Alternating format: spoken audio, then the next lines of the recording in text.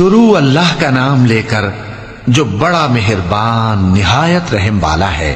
جو لوگ کافر ہیں یعنی اہل کتاب اور مشرک، وہ کفر سے باز رہنے والے نہ تھے یہاں تک کہ ان کے پاس کھلی دلیل آ جائے، یعنی اللہ کا ایک پیغمبر جو پاک اوراق پڑھ کر سناتا ہے جن میں مستحکم آیتیں لکھی ہوئی ہیں، اور اہل کتاب جو فرقوں میں بٹے ہیں تو دلیل واضح کے آنے کے بعد ہی بٹے ہیں، حالانکہ ان کو حکم تو یہی ہوا تھا کہ اللہ کی عبادت کریں، اطاعت کو اسی کے لیے خالص کرتے ہوئے یکسو ہو کر، اور نماز قائم کریں اور زکوٰۃ دیں، اور یہی مضبوط اصولوں والا دین ہے۔ جو لوگ کافر ہیں یعنی اہل کتاب اور مشرک، وہ دوزخ کی آگ میں پڑیں گے اور ہمیشہ اسی میں رہیں گے۔